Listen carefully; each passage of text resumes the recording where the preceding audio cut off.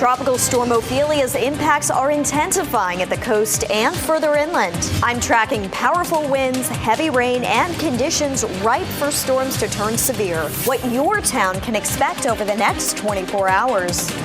Wind gusts are picking up in Wrightsville Beach. The steps emergency management will take if conditions worsen and how locals are getting by. And we're live inside the WRAL storm tracker with the storm's impacts on the roads. Team coverage of Tropical Storm Ophelia starts right now at 7.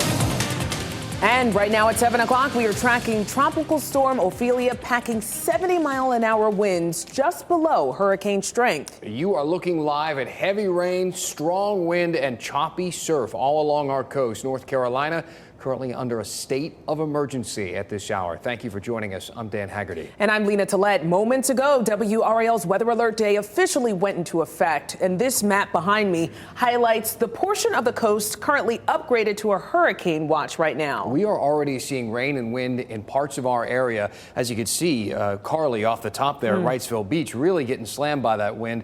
We have live team coverage of this storm from the coast to here in the Triangle. And until these impacts move out, we will be here with you. First, we want to go to meteorologist Mike Mays in the Severe Weather Center. Mike, what can we expect over the next 24 hours or so? The rain bands that we've already started to see move in will continue, and each successive rain band that comes in overnight and tomorrow morning will have stronger and stronger winds. There is the storm now on radar out of Morehead City. You can see the circulation here, and there are the rain bands, and the winds are really picking up at the coast where Carly Haynes is reporting from. 33-mile-per-hour wind gusts at the southern coast, 45 toward Pender County. The Piney Ridge bombing range, which had a 60-mile-per-hour wind gust last hour, is about 54. And locally, we're seeing our winds gusting 25 to 30 miles per hour. There's even a buoy offshore Wrightsville Beach up to 63 miles per hour. So the winds are likely going to increase overnight. There's the hurricane watch. There's the current forecast track from the Hurricane Center. Top winds now at 70. It becomes a hurricane when it's at 74 miles per hour winds. So with it being over warm water, there is the likelihood it could be Hurricane Ophelia when it makes landfall early in the morning between 5 to 6 a.m. Top winds, wind gusts could be 70 to 90 miles per hour, storm surge about 4 to 6 feet. So it is escalated in intensity and concern. Folks need to make quick arrangements to get things safe over toward Emerald Isle, Morehead City, in that area where it's expected to make landfall. Moving north-northwest at 13 miles per hour. This is the forecast track from 5 o'clock. We'll have a new advisory out at 8 o'clock. Top winds at 2 a.m., 70 miles per hour, making landfall right there around Salter Path, Emerald Isle, Beaufort, making its way to the north and northwest. By 2 o'clock Saturday afternoon, moving over some of our eastern counties, Northampton County, Halifax County, over toward Martin County, and then continuing to head north and slowing down just a bit. So here are the model plots. They made a definitive shift to the west today. The Hurricane Center followed suit and shifted their line, their track, off to the west as well. That will probably bring some of the stronger winds into our eastern viewing area, and the winds will be increasing overnight. The rainfall will increase as well. There's a flood watch in effect for our eastern counties, anywhere from 3 to 5 inches of rainfall in this area, which I'll highlight coming up in less than 15 minutes. But I wanted to show you Futurecast because this is the model that pegged the movement of Ian last year. Remember, it had it moving right over our viewing area. So watch the track, and you can watch the rain as well. This track brings the center over Wilson County, Edgecombe County, Nash County, Halifax County. 6 o'clock tomorrow evening is still here. We've extended our WRAL Weather Alert Day until 7 o'clock tomorrow evening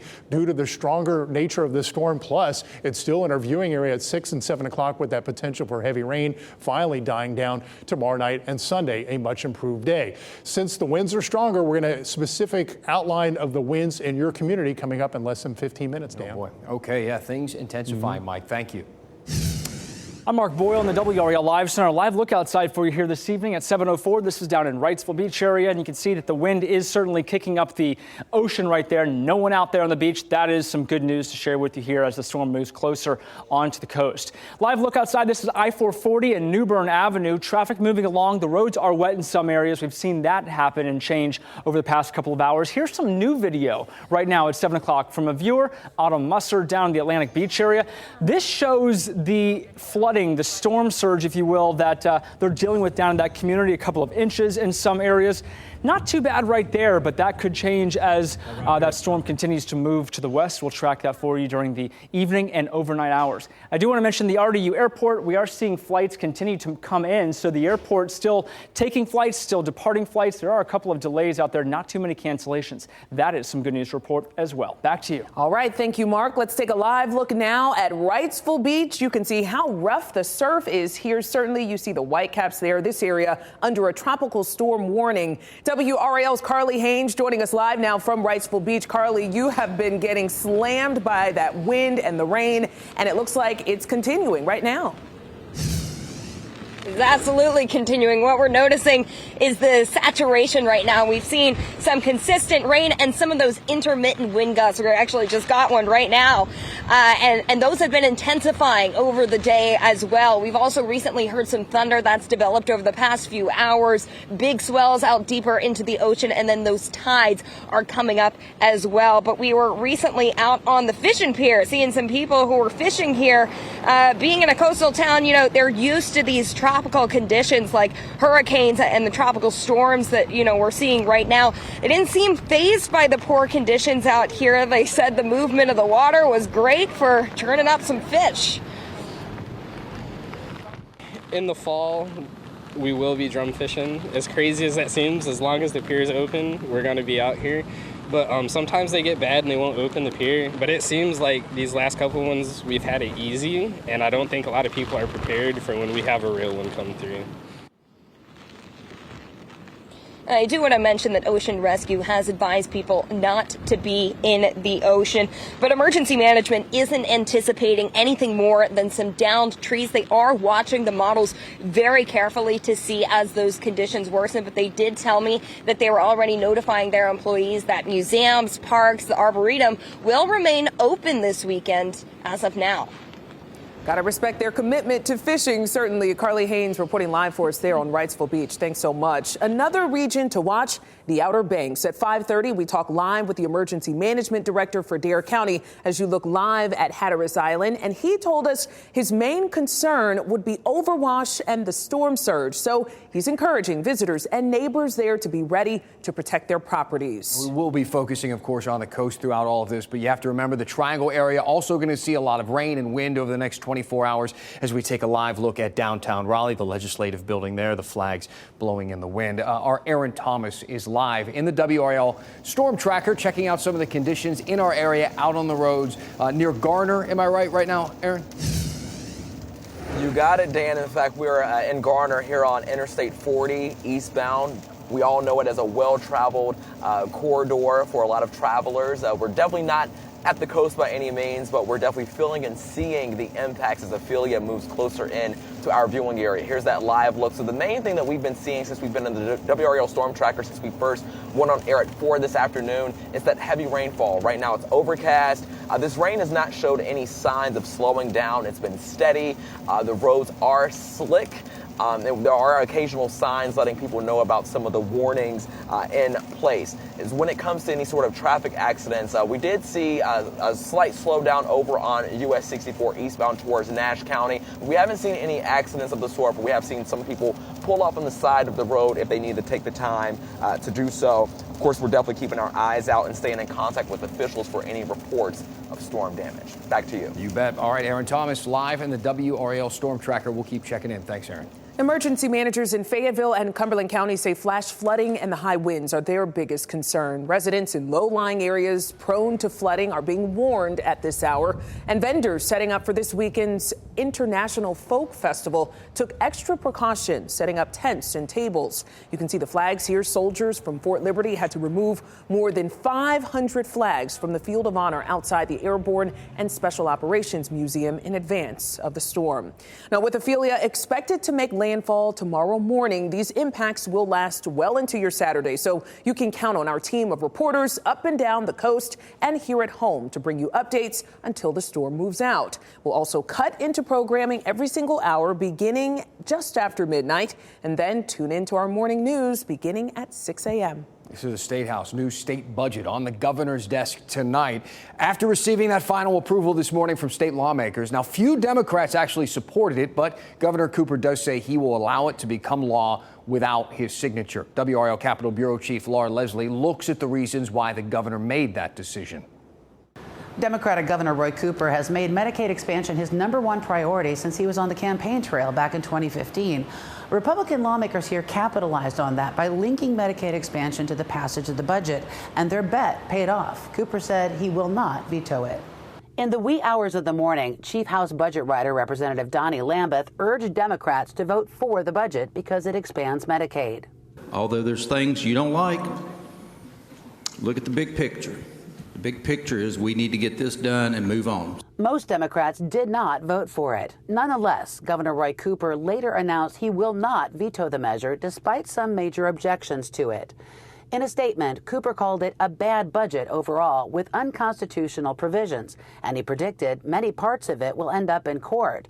But he said people have already been waiting a decade for Medicaid coverage, plus a nearly 3-month delay this year while GOP lawmakers argued over tax cuts and gambling.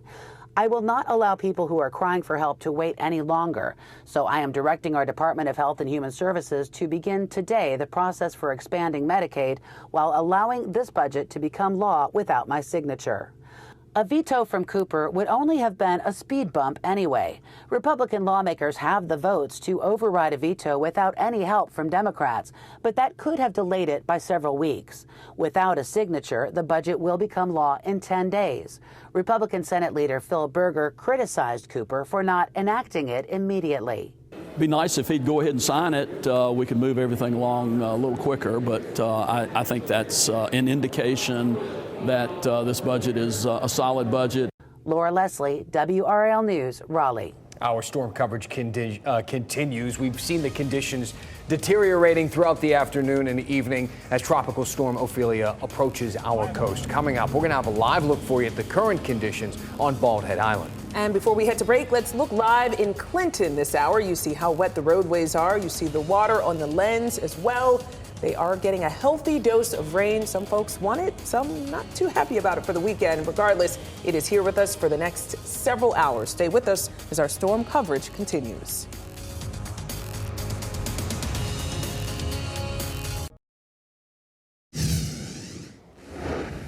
Welcome back. You are looking live at Carolina Beach at this hour. You see, yes, the surf there rough as well as the dark clouds. It really has escalated over the last several hours. Tropical storm warnings and even hurricane watches now in effect for our entire coast. That's right. Tropical storm warnings, hurricane watches, they are in effect right now for the coast. NC State meteorology student Ethan Clark joining us now live from Bald Head Island in Brunswick County. Ethan, thank you for joining us tonight. Give us an idea of what things look like out there. Hey, Dan. So we've been on the island for a few hours. Conditions have significantly gone downhill. So where I'm located right now is the front of the island, so near the marina and the mouth of the Cape Fear River. So we've had winds gusting 40 to 50 miles an hour recently. Is the wind the worst impact that you're seeing there right now, Ethan? Yes, ma'am. So we're not really worried about storm surge here in our part of the coast. So we're more worried about gusty winds, 40 to 50, some 60-mile-an-hour wind gusts. And our pressure's been dropping pretty fast. You know, Ethan, they have stopped the ferry service there. Is that, I believe so. Is that correct? And at this point, how do you plan on riding this out? Well, the ferries have been suspended, so we'll just wait and see. The ferries will be suspended until they deem it safe to cross. And looking at the river, it's not safe to cross. So. You had to get there by boat, obviously. What was it like on the water? So we ended up taking a water taxi across because the ferry was suspended, but it wasn't too bad. The conditions have really gone downhill now, so I would strongly oppose doing that now. It's like the waves are breaking at the inlet on the inlet line, so I'm really not opposed. We can see the wind whipping behind you, Ethan.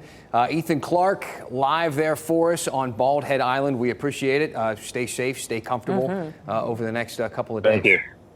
Meteorologist Mike Mays joining us now. Mike, he's talking about 40 to 50 mile an hour wind gusts. Is that supposed to ramp up? Is that supposed to go up?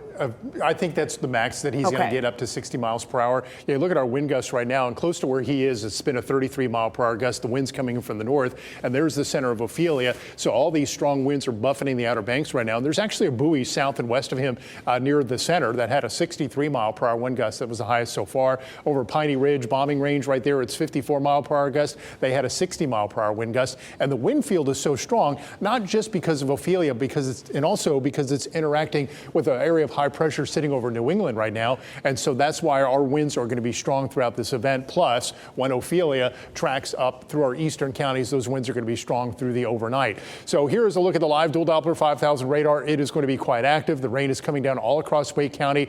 We are going with a 100% chance for rain overnight. You are going to see rain tonight. You are going to see rain tomorrow. As that center moves in, all this will rotate around the center, and by 3 and 4 o'clock tomorrow afternoon, it'll finally be making its way into southern Virginia. So we do have that tropical storm warning in effect, as well as that hurricane watch. Tropical storm warning all the way to the coast, far inland for Northampton County, Halifax County, over toward Edgecombe County, Nash County, Wilson County, Wayne County, Goldsboro, the Clinton area, and Sampson County. This whole region here will likely see winds above 39 miles per hour, and with perhaps the center tracking here, would not be surprised if there were some 50 mile per hour wind gusts, because by 2 o'clock tomorrow afternoon, the center should be right about here. So watch out. You could lose power. Be prepared for that. Have your devices charged. And here's a breakdown of the wind gust potential: 65 to 70, maybe even higher in some spots throughout this region here. The corridor here, 50 to 55, 40 to 45 along the I-95 corridor. But again, I wouldn't be surprised if there were some 50 mile per hour gusts here,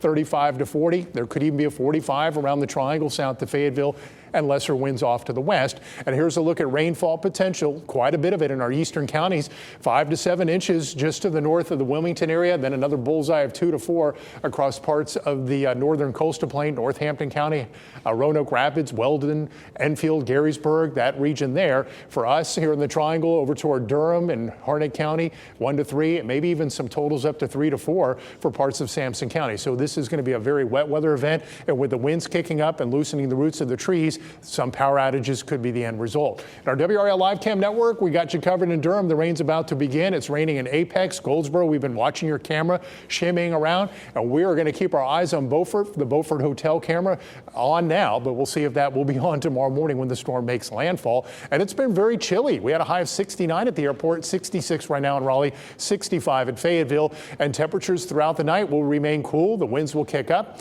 If you're out and about tomorrow, you will need a jacket. You will need rain gear.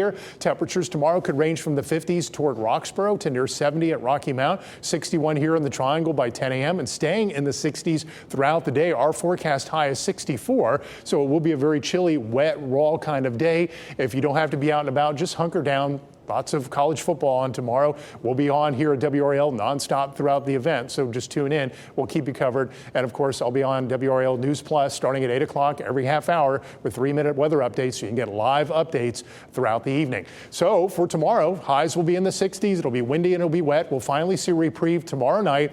Sunday looks pretty good. We'll go mostly cloudy, but it will be dry, 76, 82 on Monday, and then we'll watch for a little bit more rain down the road. It is going to be quite active, and stay with us through the night. Yeah, all great things, Mike, to remind people how we're going to be all over this. But I think also that the temperature drop is an afterthought with everything else going on, but that will be something to feel. Shocking and that wind's going to make it feel even chillier. You bet. Thanks, Mike. Yeah. As we head to break, let's take a live look at Hatteras along the Outer Banks. You see the dark clouds there. I know the sun is setting, but it's also pretty ominous out there. You can also see the white caps. It's a beautiful scene. A lot nicer. How about this? DPAP looking gorgeous as the sun is setting, but the storm is approaching. Stay with us for all of the latest. We're back right after this.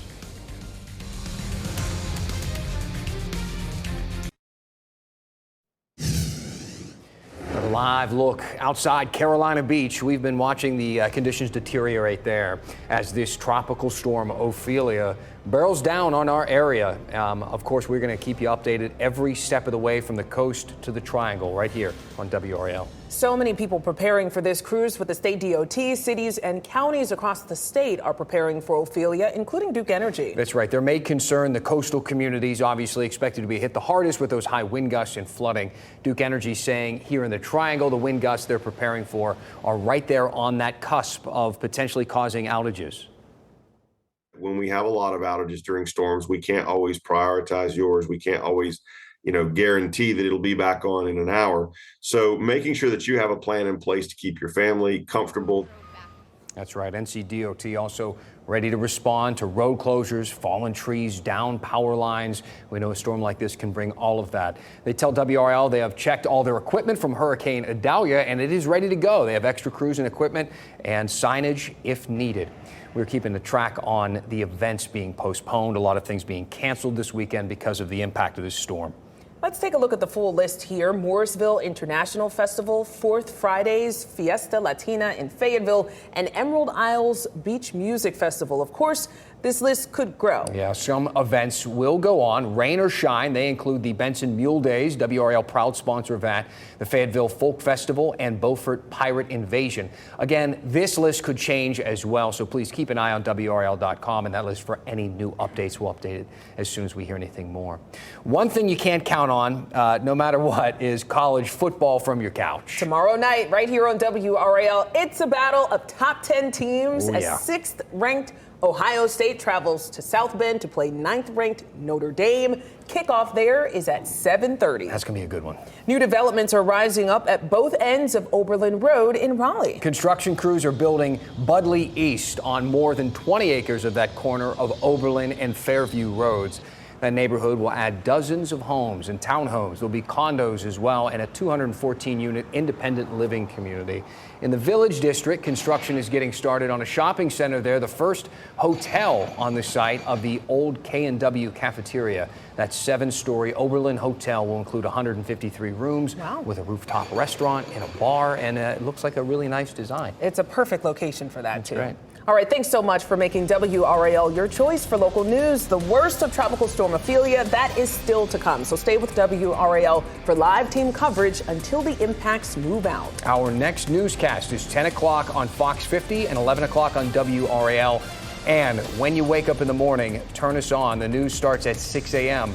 Keep in mind then, though, overnight, every hour, we will have live updates on your TV, on your phone, wherever you watch, letting you know how things progress. You are looking at live images as we say goodbye to you. This is a live look at Carolina Beach. Again, you see the Whitecaps there, the rough surf. We have many more hours of this. Stay with us here on WRAL.